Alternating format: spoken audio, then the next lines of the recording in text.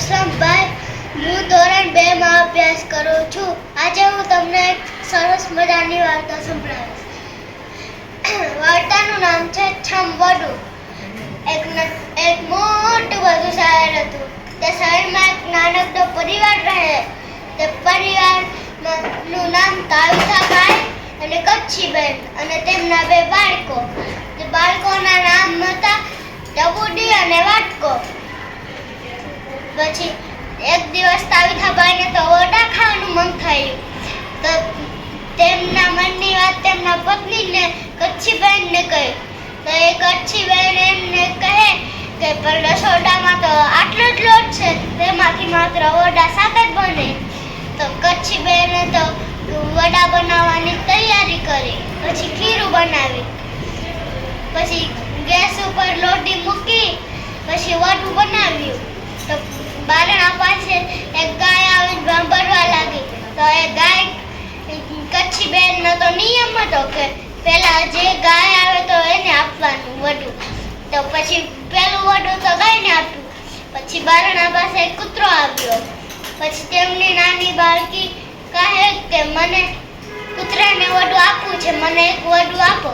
તો પછી કચ્છીબેને એક વડું આપ્યું તેને. તો પછી તો મહેમાન આવ્યા.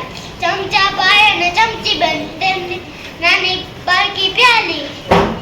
તો પછી તે કહે કે કચ્છી ભાભી અમને પણ ચખાડો ને વડા.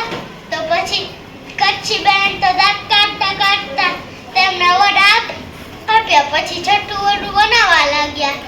પછી તે તો ખાઈ ગયા. પછી તેમના 2 બાળકોને જમાડ્યા. પછી તો 7મું વડું બનાવીને તે બંને જમ્યા. પછી તે કહે કે હાલો આપણે શેરીમાં રાત્રે બેસવા જાસી. તો પાણી પીને રાત્રે શેરીમાં બધા બેસવા ગયા. તો શેરીમાં તો ટબુડી અને વાટકો તો રમવા લાગ્યા. તો એક ગાય આવી. ગાય તો ટબુડીને વહાલ કરવા લાગી. તો પછી એક કૂતરો આવ્યો. તો કૂતરો પણ ટબુડીને રમવા લાગ્યો.